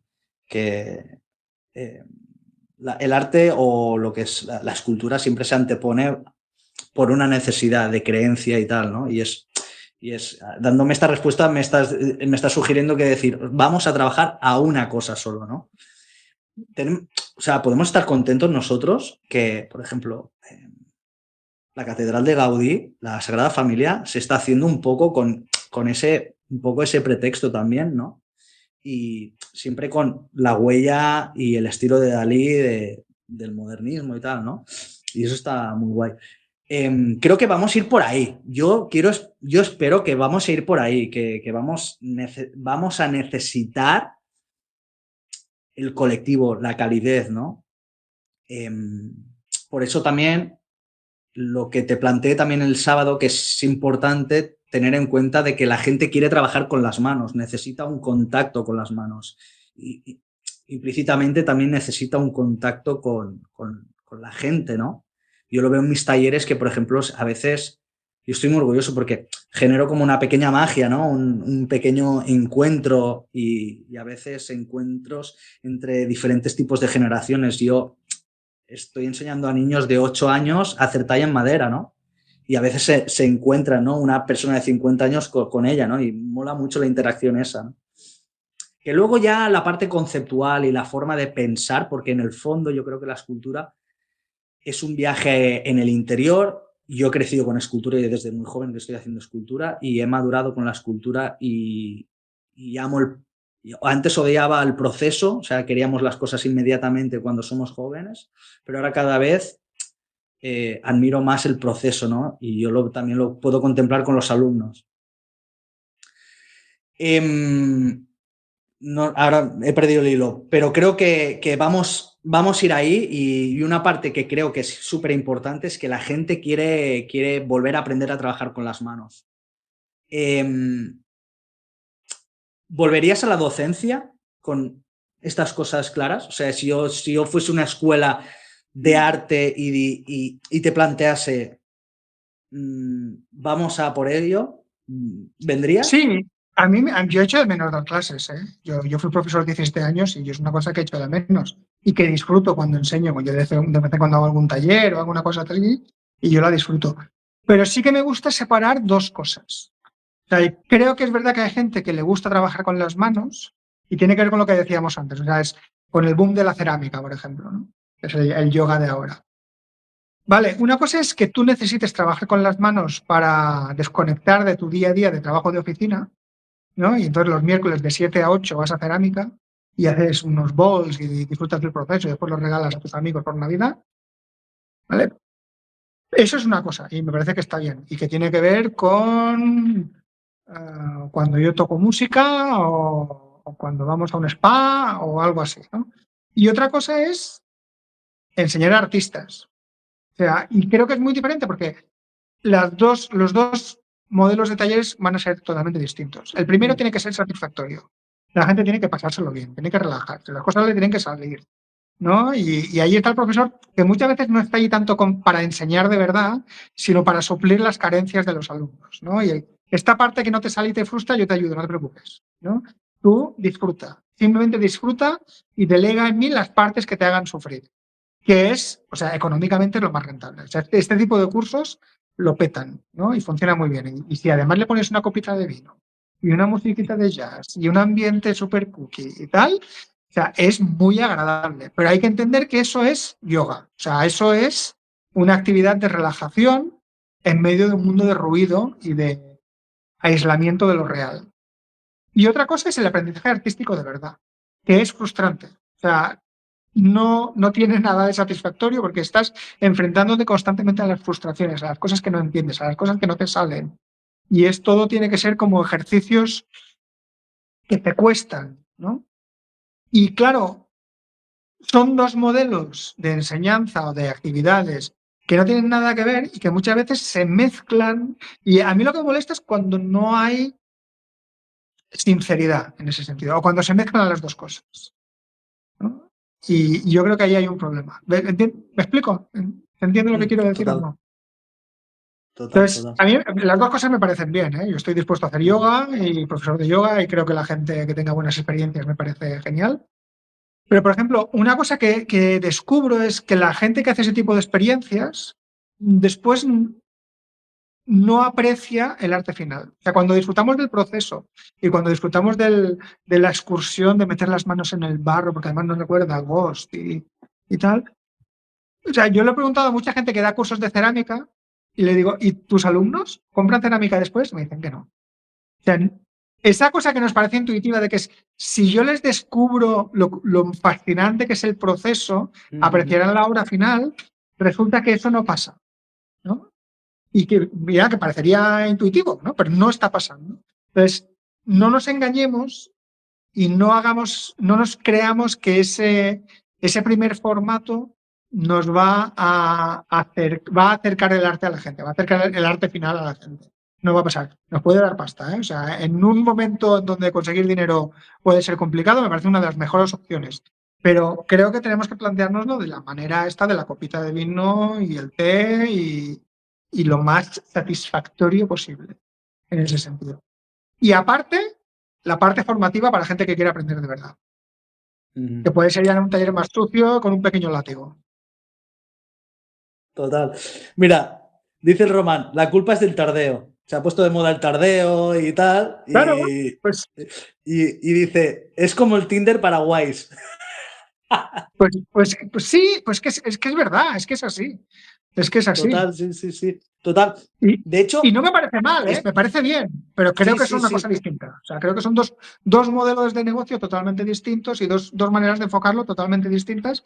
Y aunque aparentemente se hagan las mismas cosas, no tiene nada que ver. Ujú, ujú, ujú.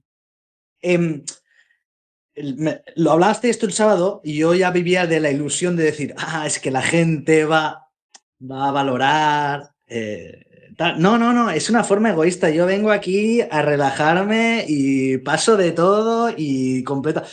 Pero de la misma forma que es lo que pasó un poco con Instagram, ¿no? Y con las galerías de arte, ¿no? Las galerías de arte, al final, como dijiste tú en un vídeo, que lo voy a señalar aquí, o un vídeo, ¿sabes? Que es que te voy a poner, porque es que no hace falta que le diga nada, o sea, rollo. O sea, aquí, aquí.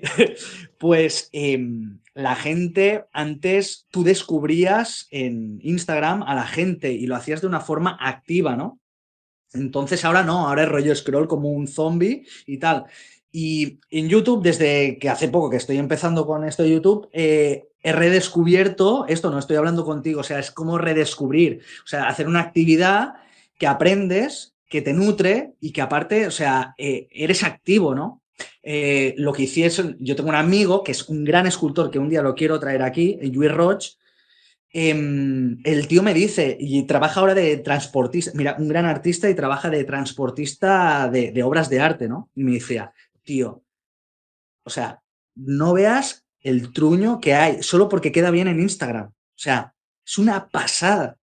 Una pasada. Entonces, en mi escrito, el que he dicho antes, es rollo. Si todo el mundo se dedica al arte, está guay expresarse y tal, pero luego está la mediocridad disfrazada de conceptualización y que les va bien. O sea, estéticamente funciona, pero en todo estéticamente conceptualmente, ¿no? Y vemos que también hoy he acabado de entender esto, ¿no? De las dos vertientes estas de rollo. Yo me lo paso bien, vengo aquí a desconectar de mi vida, de mierda, voy a trabajar con las manos y luego está la parte, yo creo que nuestra, que es rollo. No, vivimos el material, vivimos la realidad de querer vivir de esto, de plasmar nuestros miedos sin que sea una cosa pedagógica para nosotros, porque yo no quiero llegar a hacer mi obra como ese día estaba triste y voy a plasmar eso. No va de eso, no va de eso, ¿no? He entendido lo que hablamos el otro día. Y eso lo diferenciamos ya los dos tipos de artista, el artista de creativo o de estética y el artista, para decirlo bueno, de origen, que ritualiza el proceso y tal, ¿no? Claro, el Instagram favorece mucho, sobre todo a partir de los Reels, el proceso, ¿no? Pero que eso existía también antes de Instagram. Esos pintores que pintan con sprays y cuencos paisajes espaciales de planetas con una cascada al fondo, ¿sabes? Sobre cartulina.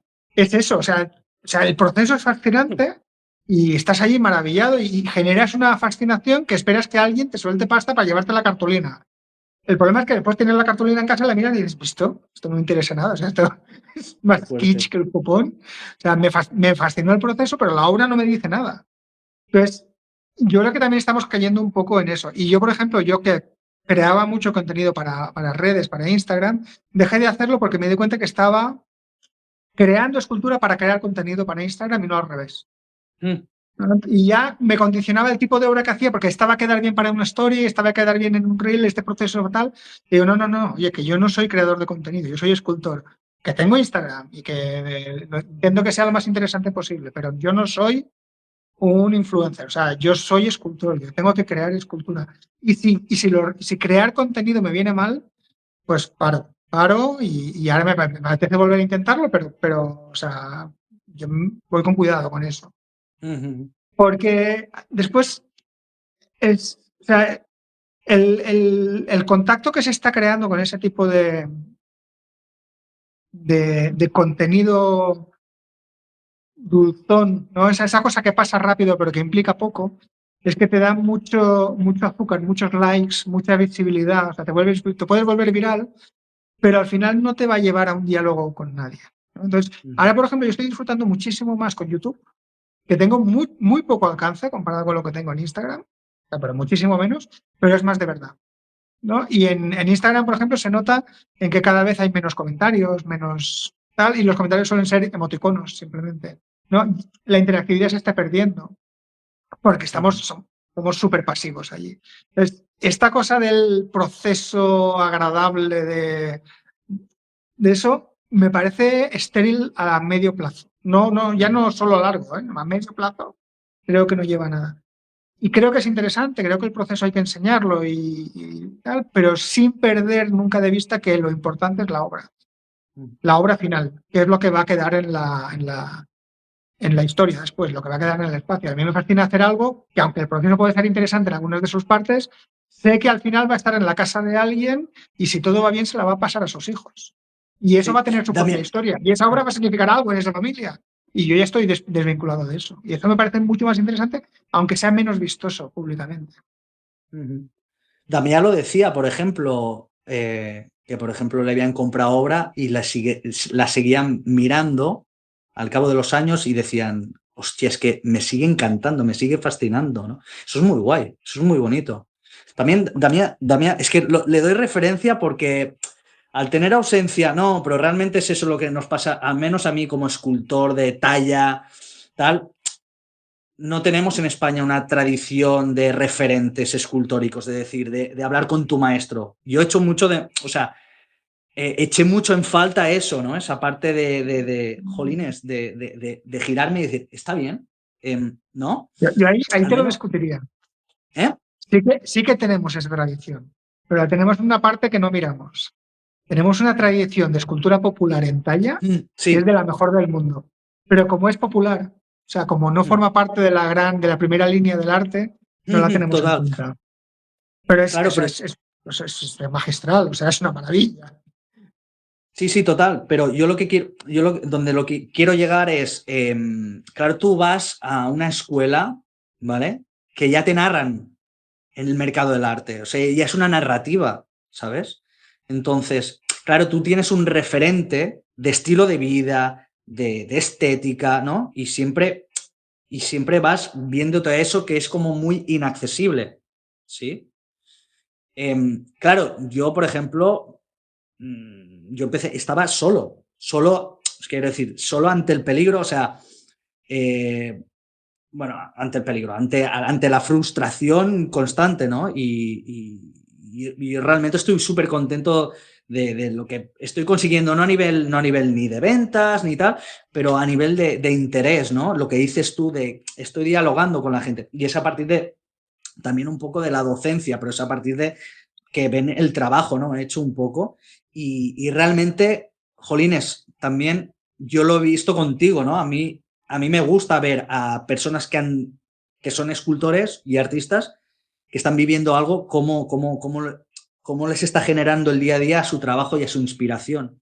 Por eso voy mencionando todo el rato el Damia porque aparte de venir de la tradición de escultores y tal, es como siempre yo intento mirar un pequeño referente, ¿no? Y ver que antes era como esplendoroso todo, que se vendía tanto y que era como tan valorado, no solo el arte, sino los artistas, pues es como un poco revivir la parte de la nostalgia, ¿no? Pero al descubrir gente que habla de arte en YouTube, que aprendes, que tal, es como me vuelve a insuflar esa motivación, ¿no? ¿No opinas lo mismo que está viendo en YouTube? Digo en YouTube como podría ser en... Mira, a mí el mundo del arte, yo creo que está. Ay, que tengo la perra justo aquí abajo, que ahora hace un poco de viento y se asusta. Está mayor la pobre. Es un encanto. Mira, yo creo, el mundo del arte ahora, yo creo que está peor que nunca antes en lo que yo recuerdo. O sea, está objetivamente muy mal y los artistas nos sentimos muy perdidos, un poco desesperados y nada parece funcionar, ni lo que funcionaba parece funcionar. Tú hablas con las galerías, o sea, no está funcionando, o sea, hay pequeños golpes de suerte y tal, pero en general no, o sea, todo está como fallando. Pero yo soy mucho más optimista ahora que hace 10 años, por ejemplo. Porque hace 10 años seguía viendo como pequeños estertores del pasado que hacían que las cosas siguieran rodando de alguna manera, ¿no? Por ejemplo, en Mallorca ahora casi los únicos que compran arte son los alemanes que se vienen a retirar aquí, ¿no? Gente con pasta que se retiran y que estéticamente viven en los 90. Entonces, la idea de comprar arte sigue ahí, pero porque eso existía en los 90. Y ahora es gente de esta época que ahora de repente viene aquí con pasta, con una casa nueva que están montándose para su retiro y que quieren poner arte. Pero eso es un estertor del pasado, eso no es nueva vida insuflando nada, ¿no? Pero sí que veo ahora muchísimo movimiento en los márgenes del arte, como crepitar de nuevas chispas, cosa que yo no veía antes. O sea, yo veía que las cosas estaban como mucho más parada ahora y ahora sí que veo mucha más inquietud, más nuevas ideas, más propuestas, más talento. O sea, la gente sabe más ahora que antes, que hace 10 años. Que a mí me da mucha esperanza. Que es verdad que esas chispas todavía, ese crepitar no está ardiendo y no ha conseguido el combustible suficiente como para crear un nuevo fuego, es verdad, ¿eh? Y no parece que nada está funcionando, pero hay mucha propuesta y yo estoy seguro de que alguna de esa propuesta arrancará en algún momento. En ese sentido, me recuerda mucho al arte del siglo XIX, de mediados del siglo XIX. El momento que estamos viviendo se parece mucho a esa época y además con muchos paralelismos históricos. El, yo creo que en eso no estamos de acuerdo, pero yo creo que el arte contemporáneo murió, o sea, está muerto, igual que a principios del siglo XIX murió el arte Pompier, Ingres, ¿no? Ingres fue el último gran pintor de esa época. Y, y ese arte pues llegó a su fin por propio colapso interno, como suele pasar, pero además apareció una máquina infernal que, que, que cuestionó ese arte, que fue la cámara de fotos, ¿no? Y entonces ahí hubo pues artistas compitiendo por ser más hiperrealistas que la cámara de fotos, que por supuesto fracasaron, porque la cámara de fotos lo hace más rápido y lo va a hacer mejor, ¿no? Y hubo como una especie de décadas de locura. Entonces tú miras el arte del siglo XIX desde 1840 hasta finales del XIX y ves que aquello está cambiando todo el tiempo y gente yendo en todas direcciones. Están los prerrafaelitas por un lado, están aquellos intentando volver al realismo social, aquellos que hacen una especie de Photoshop al óleo, ¿no? Y cuando apareció la cámara de fotos hay pintores que empiezan a hacer como imágenes imposibles. Con lenguaje clásico, lo puede hacer una mujer tumbada sobre las olas del mar rodeadas de ángeles. Una cosa como muy kitsch, ¿no? Pero claro, están intentando a ver hacia dónde tiramos que funcione, ¿no? Y sobre todo, a ver qué es lo que esta maldita máquina no hace. Y yo veo un poco esa misma intención. O sea, yo veo gente tirando en todas direcciones y proponiendo cosas interesantes. Que funcionen o no, no tiene tanto, no es tan importante de momento. Lo importante es que ahora hay mucha más chispa que hace 10 años. Pero precisamente porque el contexto es tan seco, es tan desértico, a esa chispa le cuesta mucho encontrar combustible. Y yo creo que puede ser complicado. O sea, la situación es un poquito angustiante a nivel personal y en el día a día, pero a mí me parece fascinante. Yo creo que estamos viviendo un momento de la historia del arte que, vista con retrospectiva, se va a ver como algo fascinante. ¿En qué estás metido ahora? ¿Tienes algún proyecto en mente o algo? Sí, bueno, yo estoy en un cambio de época ahora, o sea, porque los últimos años he estado muy condicionados, tú lo has mencionado antes, a mi padre, que estaba mayor y enfermo, y yo estaba con él. O sea, yo dejé de trabajar en el cine precisamente para poder estar con él. Y eso coincidió además con el boom en redes, sobre todo en Instagram, y todas las cosas me fueron bien. Claro, eso está cambiando, nuestra relación con las redes ha cambiado, entonces todo está como en transición. Y además mi padre murió hace 3 meses. Entonces yo estoy como replanteándome las cosas. Para empezar, estoy rehaciendo el taller y quiero, o sea, mi objetivo ahora va en intentar crear experiencias reales, o sea, presenciales. Quiero intentar actuar más en lo local, cosa que me está costando muchísimo, y también me apetece después viajar, ¿eh? Entonces, mi objetivo, y te digo que yo funciono por objetivos vagos, ¿vale? No tengo plan, o sea, no tengo plan de momento, no hay intención real de hacerlo de momento, pero mi objetivo, mi ideal sería montar un espectáculo itinerante de marionetas, multidisciplinar. O sea, esa sería la idea, crear una experiencia estética maravillosa que se vaya moviendo de sitio en sitio, ¿no? Y que la gente disfrute de lo extraordinario en lo ordinario. Algo así. Pues te propongo una cosa, que cuando vengas a la península, te vengas al taller. Y si vienes Claro. con una idea de marioneta, la hacemos en madera. ¿Qué te parece? No, me parece bien, pero me parece bien. Yo no sé hacer marionetas, o sea que tengo que aprender primero. Vale, Pero, primero aprende. pero yo me apunto, ¿eh? Yo tengo muchas Pero ganas de... te propongo que si vienes, que escuché decir que también te faltaba ir a hacer exposiciones, un poco de networking. Yo no hago networking y es una de las cosas que peco, que si vienes también vayamos a hacer juntos networking, ¿sí? En Barcelona, que está aquí cerca, vienes a ver el taller y echamos un día Claro, juntos, si te yo me apunto a parece. un bombardeo. Estás súper invitado. Y la última cosa, la última pregunta que te iba a hacer es, ¿utilizas la inteligencia artificial? Sí, pero no para las imágenes. Vale.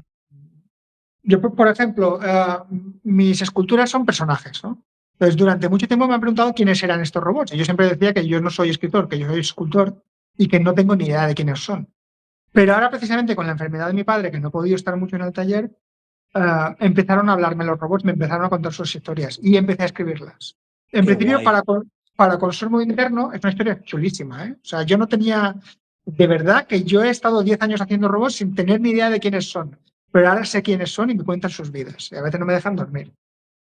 Pero yo no tengo talento para escribir, entonces sí que utilizo la IA, por ejemplo, para que me ayude a hacer textos comprensibles, sin magia, o sea, yo no tengo talento literario, no pretendo ser novelista, no pretendo hacer nada de eso. Los textos los empecé a hacer más para organizar mis ideas, para generar una mitología que le diera algo de sentido a mi obra, pero después empecé a dejar que la gente leyera los textos y la verdad es que gustan, ¿no? Qué guay.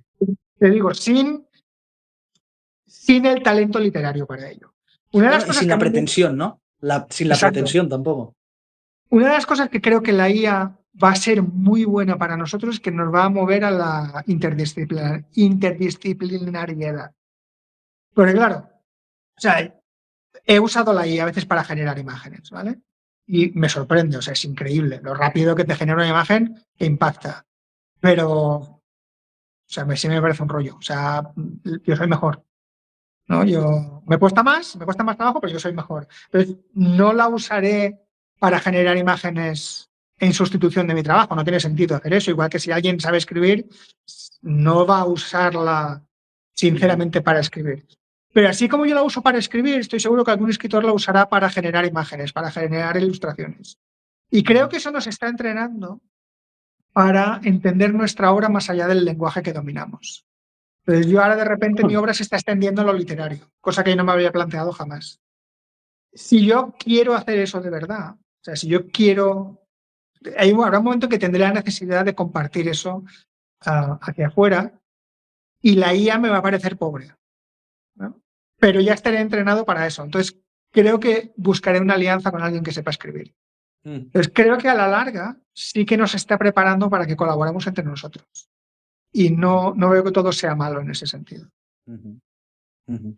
Claro, el otro día escuché una frase que decía, la IA nos ayudará a entender la mediocridad. Quiero decir, yo, por ejemplo, yo no sé de estrategia económica, ¿vale? Pero hazme una estrategia económica para mi taller, ¿no?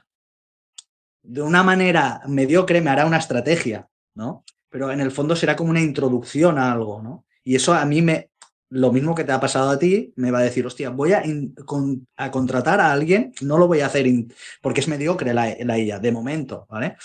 Pero sí, eso me parece súper bueno. A mí me va muy bien para estructurarme también. Me sirve, pero muchísimo. Por eso también no se me da muy bien escribir, pero me va muy bien para estructurarme y preparar las clases.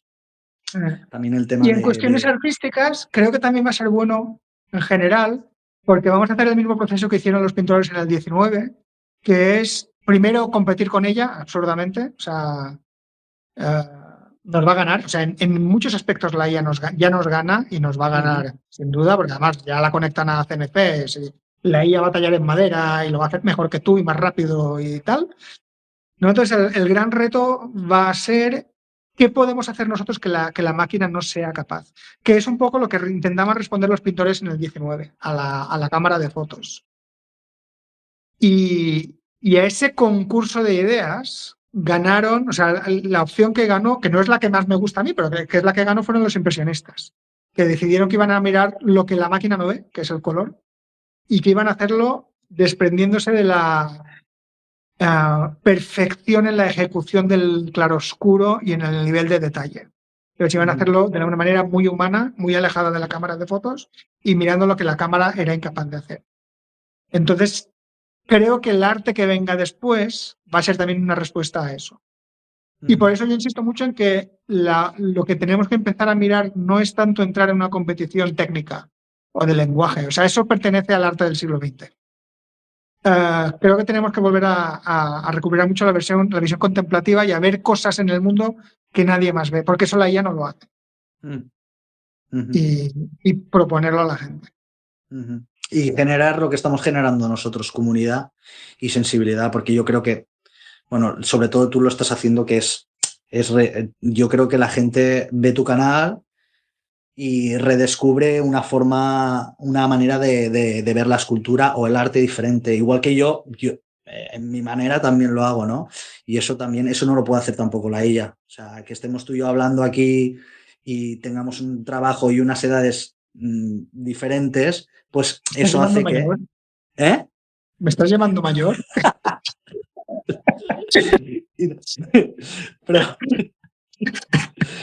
Pero ya me entiendes.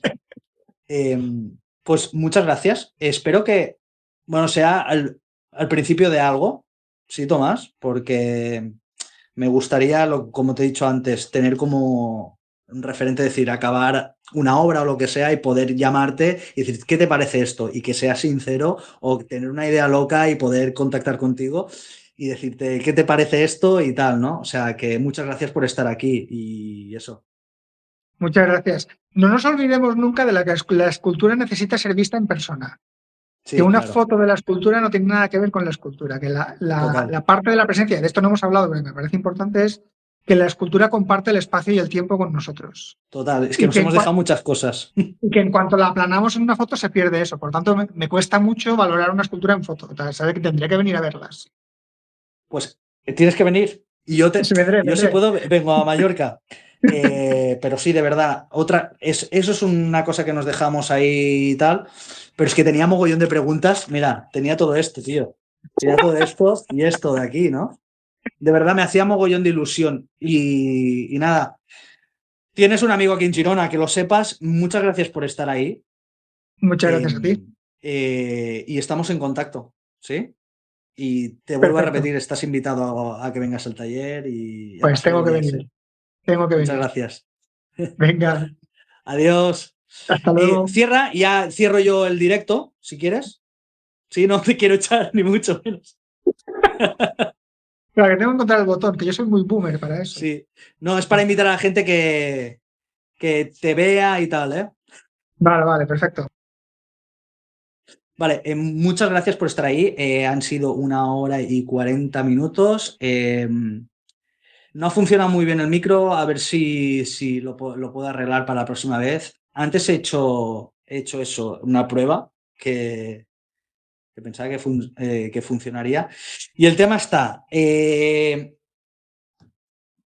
podéis seguir a Tomás, seguirlo en las redes, que está ahí adjuntado y todo, y en la descripción, si queréis escribirle también le podéis escribir con preguntas. Yo creo que ha sido un directo bastante guay.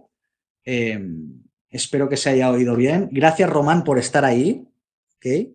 Eh, bueno, y muchísimas gracias. Esto es Charlando con Almas, ¿vale? Un podcast de escultura que hemos podido hablar con, para mí, un referente en escultura y en escultura fantástica. Y nada, muchas gracias por estar ahí, ¿vale? Lo vais a escuchar también en diferido, si queréis, bueno, y eso, ¿vale? Y si no se ha oído bien o lo que sea, pues igualmente voy a resubir el vídeo para que se escuche mejor, ¿vale? Muchas gracias.